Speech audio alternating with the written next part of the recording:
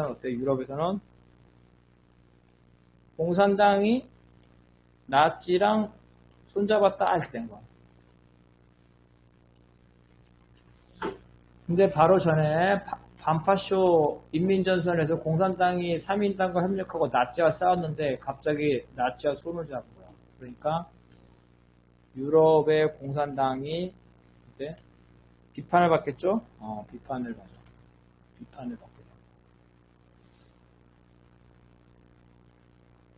그러다가 맨 나중에는 어떻게 되냐면은 2차 대전에는 이제 나치가 소련을 침공하니까 이제는 다시 어떻게 반파쇼, 반나치 전선을 하는 거예요. 이런 식으로 소련이 자기의 국익에 따라, 그죠? 국익에 따라 나치에 대한 입장을 번복한단 말이에요. 자기네 국익에 따르면 나치에 대한 입장을 번복하는 게 맞아요. 근데 유럽에서는 후유증, 그죠? 유럽에서는 공산당이 배신자가 된 거죠. 공산당이 배신자. 이렇게 됩니다. 그래서 이러한 역할을 한 게 다 꼬민테른이라고, 꼬민테른. 그래서 꼬민테른이 이러한 혼란으로 인해서 해산이 돼. 해산되는데, 정확하게 해산되는 게 뭐냐면, 나치와 싸우기 위해서 스탈린과 미국의 루스벨트가 동맹을 맺어요. 동맹. 그러니까 루스벨트가 뭐라 그러냐면은 스탈린한테 우리가 동맹인데 우리나라 안에서 공산주의 혁명을 하는 코민테른이죠. 코민테른. 이런 코민테른을 해산해야 되지 않냐. 그래서 루스벨트의 요구에 따라서 스탈린이 이 코민테른을 사실상 해산해요. 그러니까 소련이 코민테른을 지배하면서 자기 국익에 따라서 이렇게 했다 저렇게 했다. 그래서 코민테른이 와해가 되는 거예요. 그래서 소련 공산당이 이와 같이 서구의 특성을 무시하고 공산당과 서구의 공산당과 공산주의 노조에 대해서 이래라 저래라 해서 그 혼란을 일으켰다는 거예요. 이런 문제가 있었다는 거예요. 그래서 소련 외교 정책의 도구로 코민테른이 변질됐다. 이렇게 되는 거예요. 여기까지가 조금 어려운데 이양욱 동지나 함경남 동지나 질문해봐. 질문. 이게 내가 지금 말하는 게 이해가 가는지 모르겠네. 벌써 여기 2차 대전 전후로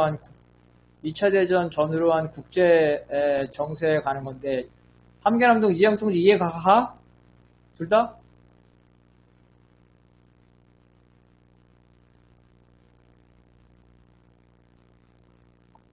네. 이해가 가? 무슨 말인지? 네. 그래서 코민테른이 이렇게 된 게 소련 공산당의 잘못이 있었다는 거야. 그 다음에는 또 이제 레닌이 지금 계속 하는 게 소련과 유럽이 상황이 다르기 때문에 당과 노조에 대한 관계도 상황이 달라야 된다는 걸 얘기하고 있는 거예요. 레닌이 1920년에 자익수합병에서 사회민주주의자는 대중이 있는 곳이라면 비록 그곳이 반동적인 곳이라도 후진적인 노동자 대중을 반동적인 지도자와 노동 귀족의 영향력 아래 둘 수 없기 때문에 이건 유럽을 말하는 거죠. 무조건 활동해야 된다는 거죠. 그래서 기존의 노동조합과 별도의 조직을 만들기보다는 그 안에서 장악해야 된다. 이게 레닌의 입장이에요. 그게 무슨 말이냐면 삼인주의 노조에 들어가서 삼인주의 노조에 들어가서 활동하라는 얘기예요. 따로 하지 말고 즉 하나의 노조를 하라는 얘기예요. 반동적인 것, 즉 삼인주의죠. 거기에 들어가서 활동하면서 삼인주의적인 반동적 지도자와 노동귀족들이죠. 그들과 경쟁하라는 얘기예요. 하나의 노조를 하라는 얘기예요. 근데 아까 말한 것처럼 나중에 가면은 또 삼인주의 노조와 결별하고 공산주의 노조를 따로 만들려 공산주의 노조를 별도로 구성하라. 이런 식으로 왔다 갔다 했다는 얘기야. 그래서 이런 문제점이 있었다는 거야. 이러한 서구의 개혁주의 노선의 암스테르담 인터내셔널에 대항해서 1920년에 코민테른 2차 대회에 따라서 적색 노동조합이 만들어져서 서구의 노동운동을 분열됐다는 거예요. 아니 처음에는 3인주의 노조에 들어가서 활동을 해놓고 이제는 3인주의 노조 암스테르담 인터내셔널인데 이거와 별도의 공산주의 노조 적색 노동조합을 만든 거예요. 그 별도 노조가 분열됐죠. 또 왔다 갔다 했다는 거예요. 왔다 갔다 했다. 그래서 코민테른 3차 대회에서 1921년에 서구에서 노동조합의 개혁적 지도부를 제거하고 노동조합을 혁명적 프롤레타리아의 진정한 근거지로 만들어야 된다. 이렇게 하면서 분리하라. 별도 노직을 분열하라. 그러니까 쉽게 말하면 3인주의와 공산주의 분열하라. 이에 대해서 영국과 미국의 대표자들은 노동조합의 관료를 통제하는 것은 혁명 이후에나 가능한 것이고 그 전에는 노동자 대중이 관료의 통제에 벗어나 독립적으로 싸우는 한편 관료에 저항해야 된다는 거죠. 그러니까 소련에서는 공산당이 하나니까 노동조합 관료를 통제하는 게 가능하지만 유럽에서는 그것이 통제하는 건 불가능하고 그들을 견제할 수밖에 없다는 것, 견제. 그들에게 저항하는 수밖에 없다는 것. 그래서 당이 노조를 강력하게 통제하는 것은 서유럽에서는 불가능하다는 거죠. 1922년에 기존의 입장을 수정해서 아무런 전제 조건 없이 적색 공산주의 노조와 사회주의 노조 또 연합을 하라고 그래요. 연합을 하라. 이때 이제 반파쇼 나치가 조금씩 이제 성장할 때인데 이때는 반파쇼를 하면서 아까는 저번에는 몇 년 전에는 따로 하라더니 이번에는 또 같이 합해서 하라고 그래. 이런 문제가 돼. 아니 그런데 적색 노동조합이 창립이 되는 것이 노동운동을 분열하게 만들어요? 그러니까 지금 내가 말하고 있는 거는 어떤 입장이 내가 옳다고 말하는 게 아니라 소련의 입장이 자꾸 변했다는 거야. 소련의 입장이 자꾸 변해갔다는 거야. 여러 번 수정했다는 거야. 자꾸 수정해서 서유럽에 혼란을 줬다는 거지. 서유럽에 혼란을 준 거라. 처음에는 3인주의와 같이 하라겠다가 그 다음에 3인주의와 따로 하랬다가 다시 또 3인주의와 같이 하랬다가 다시 또 3인주의와 따로 하라고 이런 식으로 계속해서 혼란을 줬다는 거야. 우리가 이제 공산주의하고 3인주의는 알죠? 네. 공산주의 쉽게 말하면 정통사회주의라고 합시다. 우리 정통사회주의. 그리고 이 3인주의는 개량주의라고 합시다. 개량주의.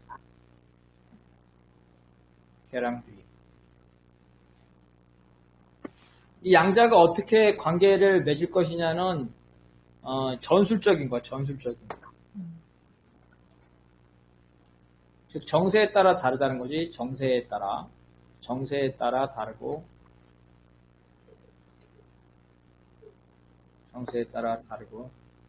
나라에 따라 다르죠. 자, 우리나라, 한국을 한번 칩다. 한국. 한국에서는 어때? 정통 사회주의. 그냥 사회주의하고 사민주의하고.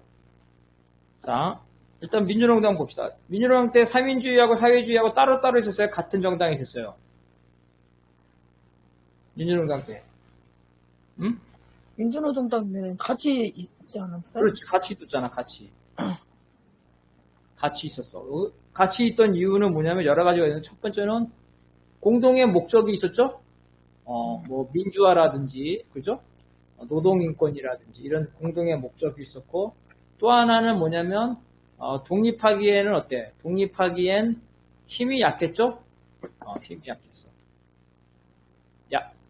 저기 때문에 양당제 때문에 보수 양당제 때문에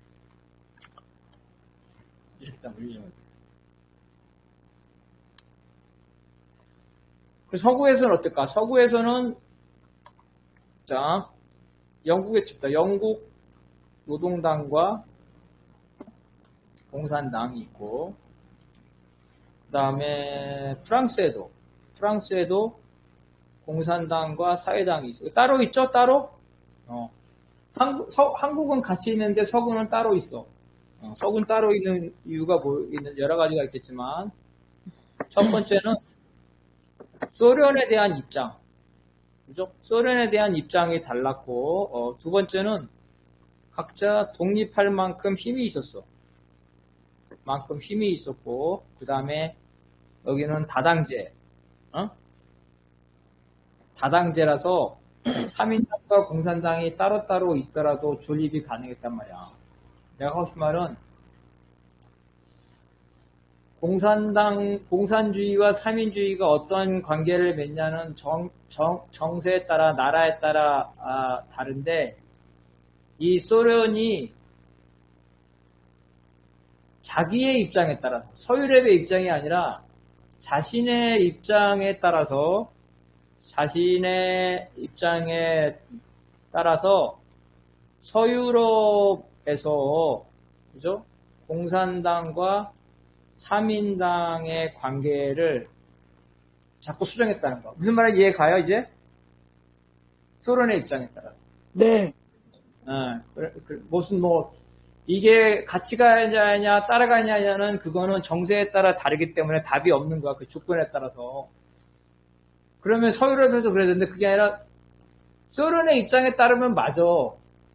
그런데 서유럽의 입장에 따르면 안 맞는 거야. 소련의 입장에 따르면 왜 맞냐면은 소련의 입장에 처음에 어떻게 했냐면 소련에 혁명을 해서 공산당이 힘이 약해.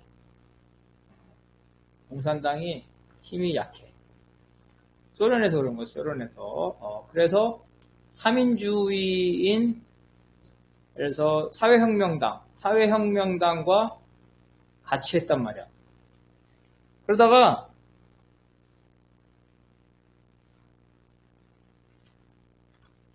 공산당이 힘이 강해지고 3인주의 정당이죠. 3인주의 정당이 백색, 그죠? 백색 군대죠? 백색 군대와 그 연대해서 반역을 했단 말이야. 그러니까 이제 어때? 이때는 3인주의랑 결별해야 되겠죠? 3인주의랑 결별을 한 거. 그런데 몇 년 후에 시간이 지나서 나치가 생겨가지고 공산당을 위협해. 나치가 소련 공산당을 위협한 거예요. 위협해. 그러니까 소련에서는 자기 국익을 위해서 반파쇼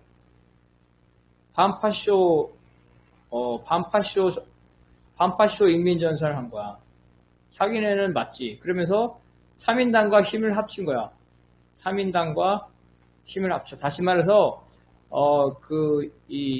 영국 노동당이나 이게 영국에서 제도정당이고 집권당도 했잖아요. 프랑스 사회당이나 이런 데랑 서로 그 정부랑 힘을 합한 거야. 이런 국가랑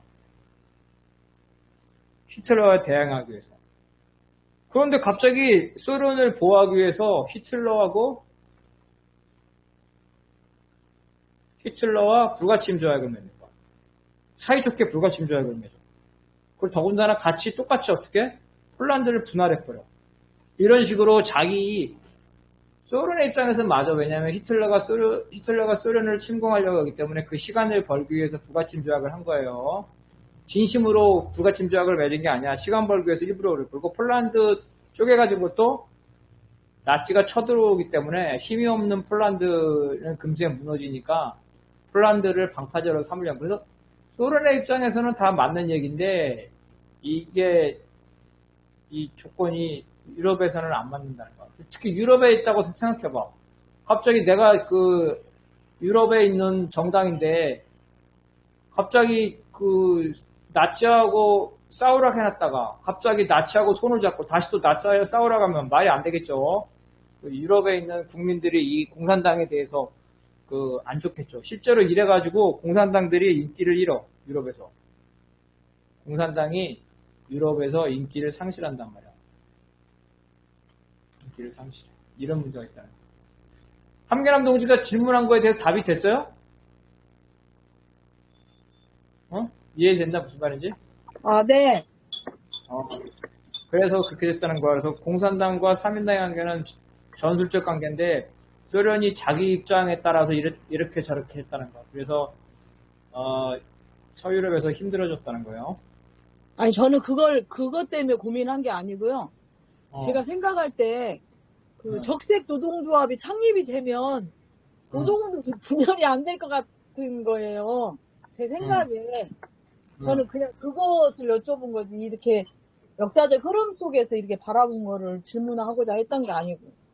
그러니까 그것도 똑같은 거야. 그래, 그 당의 관계가 노조한테 넘어온 거야. 그래서 공산당이, 네. 노조한테 얘기한 거야. 공산당이 노조한테, 네.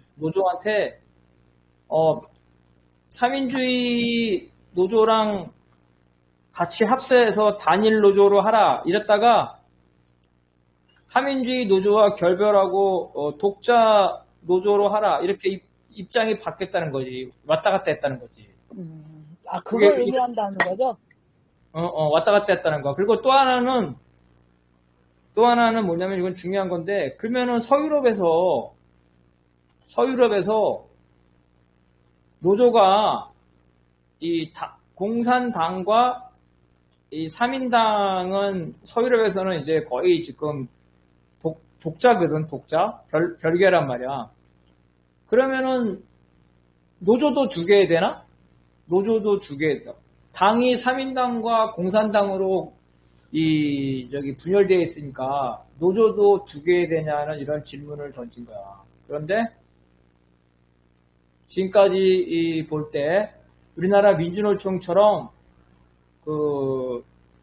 영국이나 프랑스나 독일에서 삼인주의 노조, 공산주의 노조 따로따로 나온 경우가 별로 없단 말이야. 이런 일반적인 노동조합에서 정당에서는 무슨 삼인주의, 공산주의가 구별되겠지만 조합원들이 무슨 삼인주의, 공산주의 구별이 되겠어? 조합원들한테는.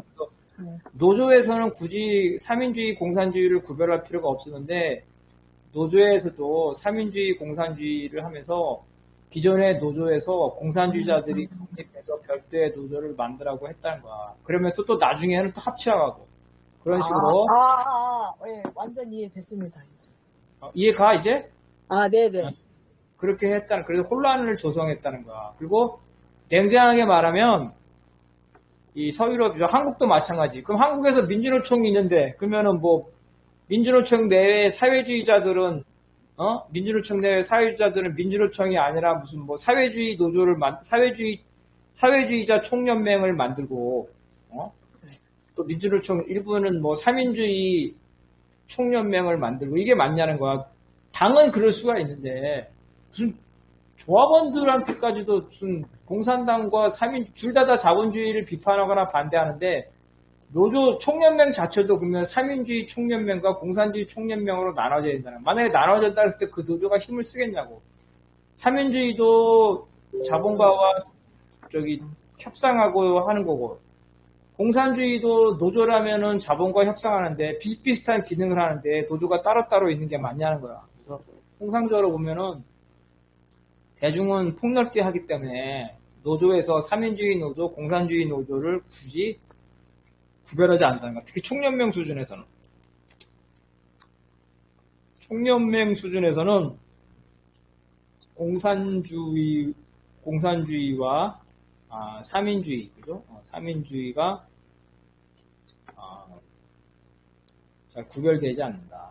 보통 그렇다는 거야. 왜냐면은 총연맹이라는 거는 최소 몇십만에서 몇백만이 있는 조합원들인데 이 조합원 중에 공산주의, 삼인주의를 구별하고 따로따로 가겠다는 사람이 몇 명이나 되겠냐고. 이런 문제가 있었다는 거죠.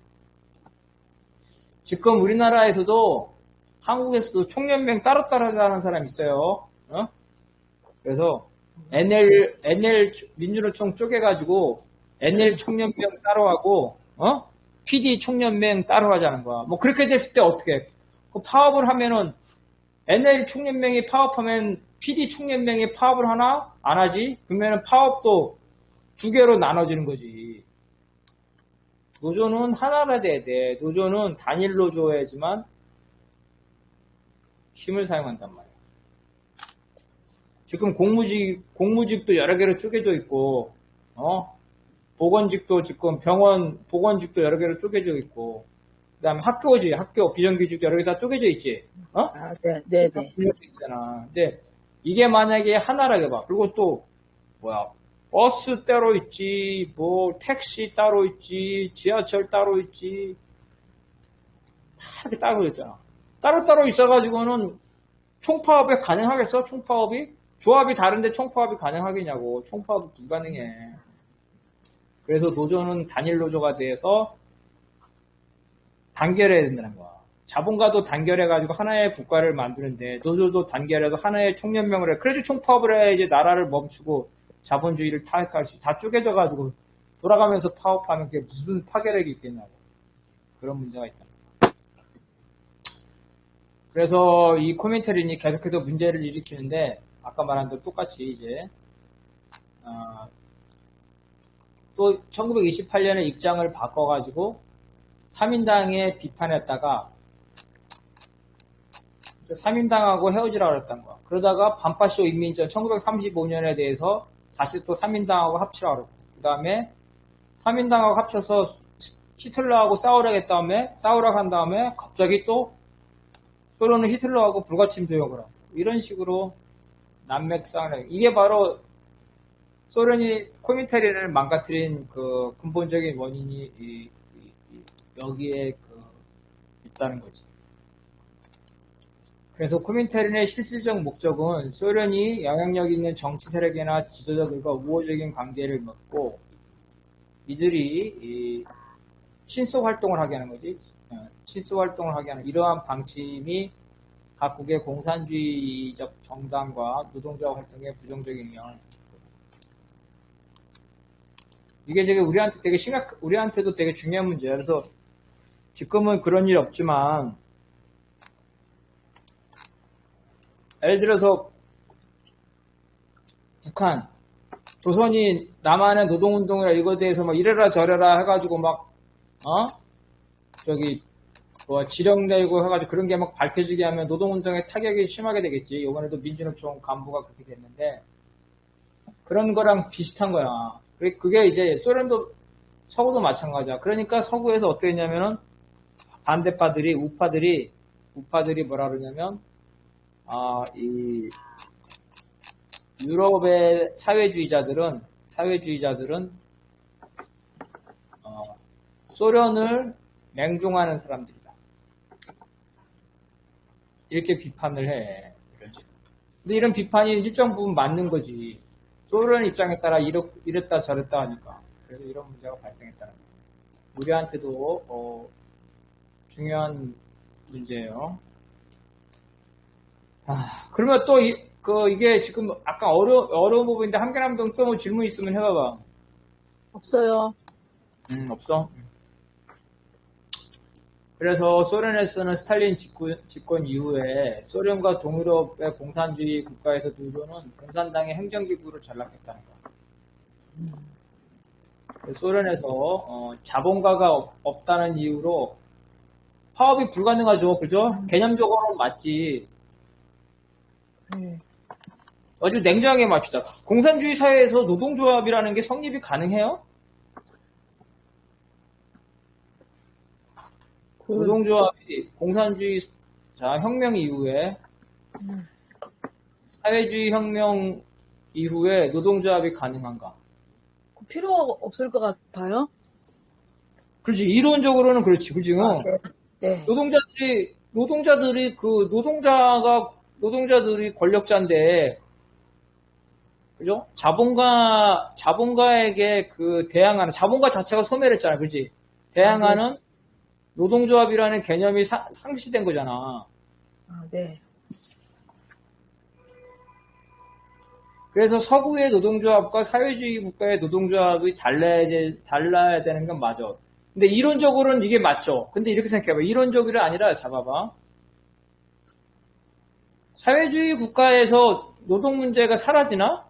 다시 말해서 사회주의 국가에서 노동 문제라는 거는 근로조건 개선이죠. 근로조건 개선이라든가 임금. 사회주의 국가에는 이런 문제가 없어? 있죠.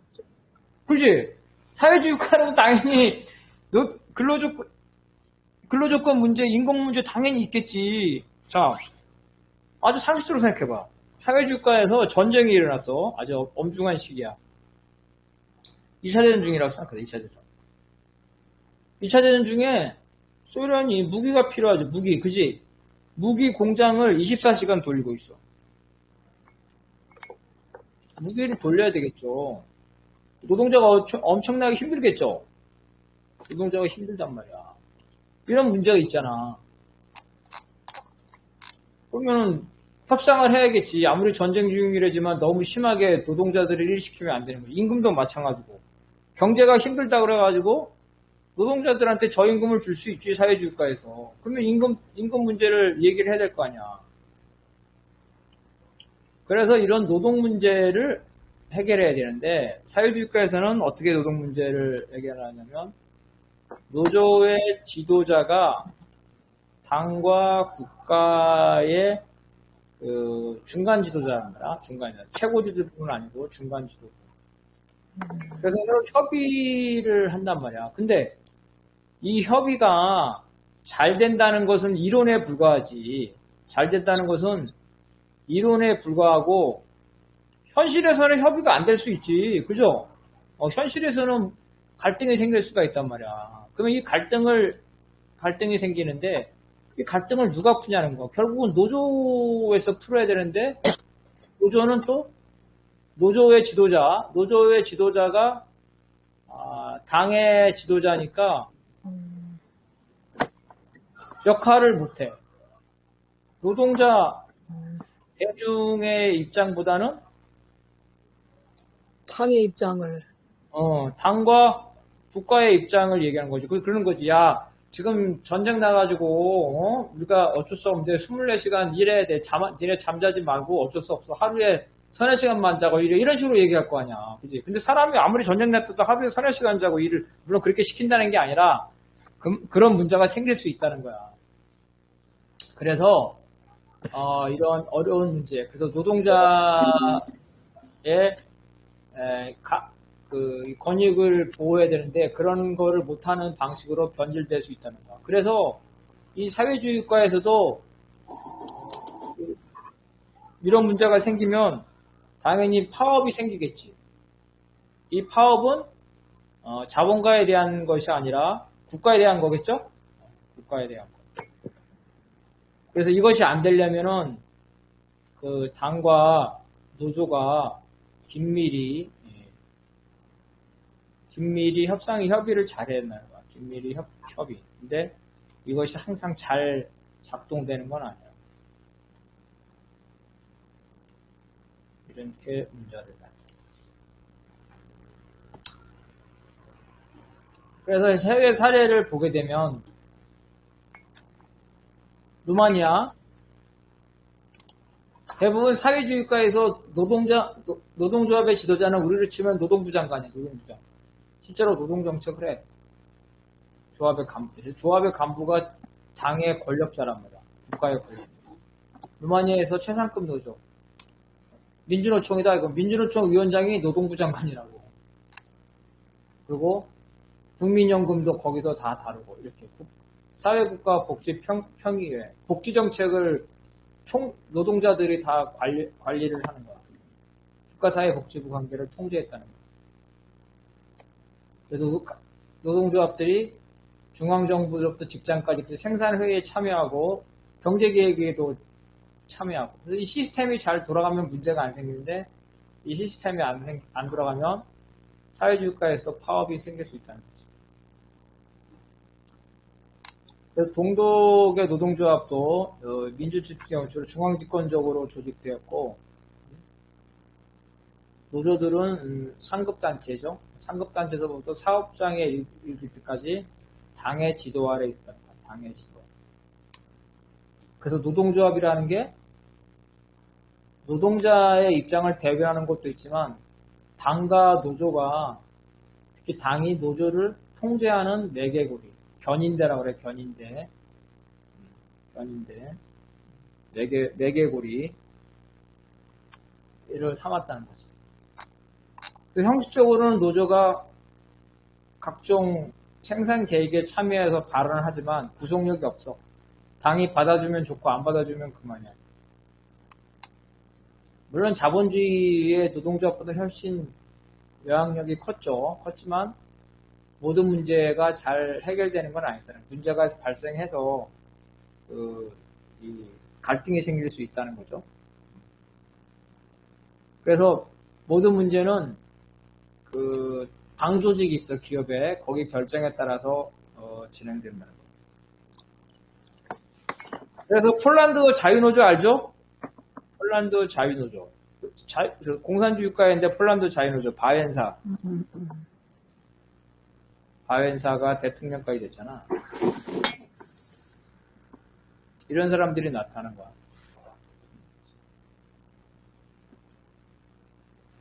지금 중국은 어떻게 돼 있냐면 나중에 이제 김정호 동지한테도 들으겠지만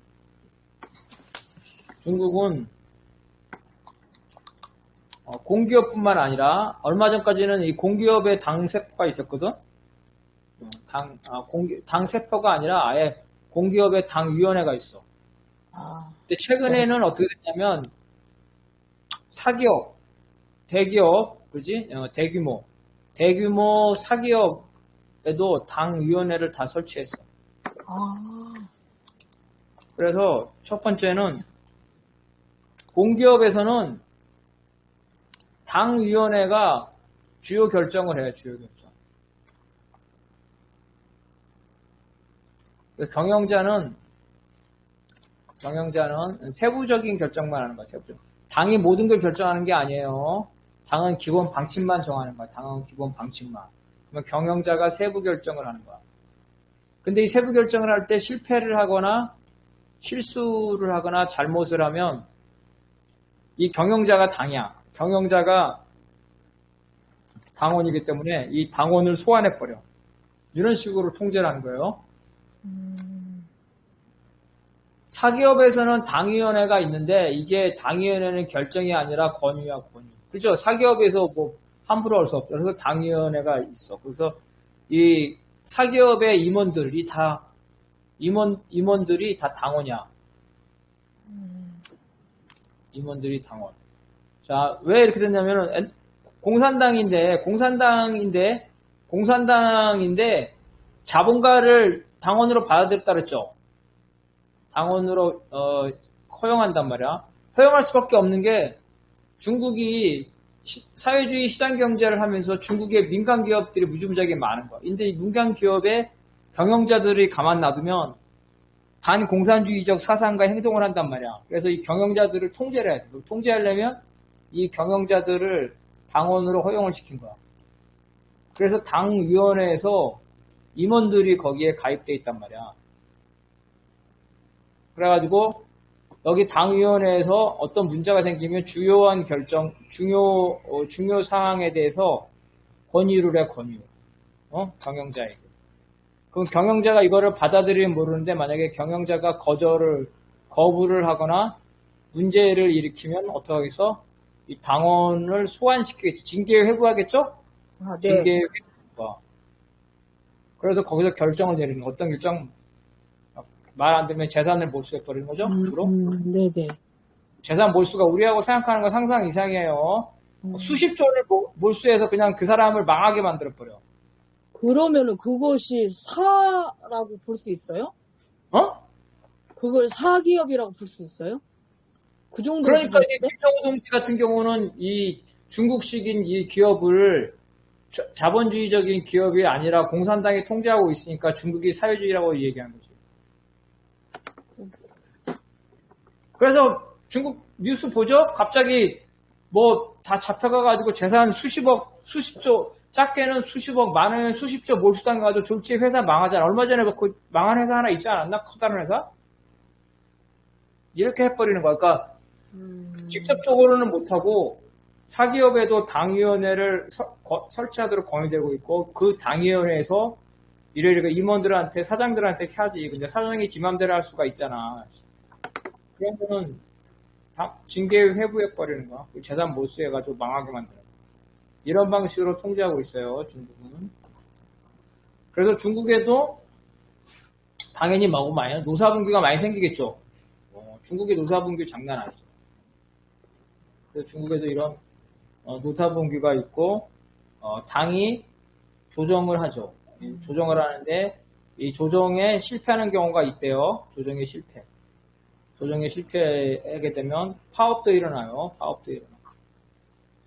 그런데 이제 여기서 어떤 입장이냐면 당의 조정 자체를 부정하는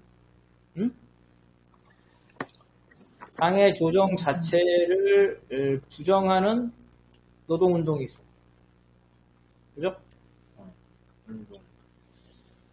그래서 이거에 대해서는 서구에서 이걸 되게 좋아하겠죠. 당 조정 자체를 부정하니까. 그래서 서구에서 이런 노동운동을 지원을 해요. 두 번째는 서구가 아니라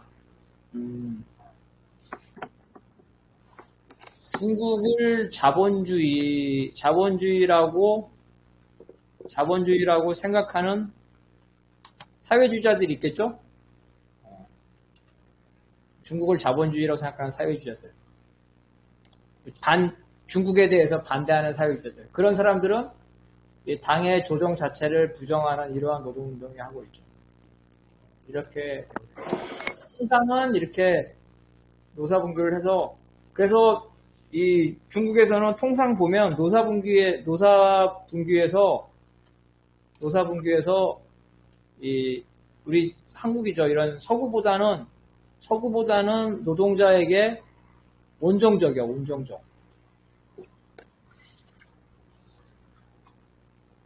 중국에 갔다 온 사람들이 그러는데 막 중국 노동자들은 막 와가지고 우리나라 같으면 서울시청이다 이런 관공서에 몰려가가지고 관공서 발로 또 차고 막 그렇게 한대. 많이 이렇게 폭동 일으킬 처럼 그런 식으로 많이 한대. 근데 당에 나가가지고 조정을 많이 한다는 건데 조정이 실패하게 되면 파업 같은 게 일어나게 되는 거죠. 자, 일단 여기까지 할 거고 지금 요거는 쉬운 것 같아. 지금 이거 한 거는 별로 질문을 안 봐도 될 것 같아. 너무 쉬우니까. 자, 여기서 10분 쉬었다가 할게요.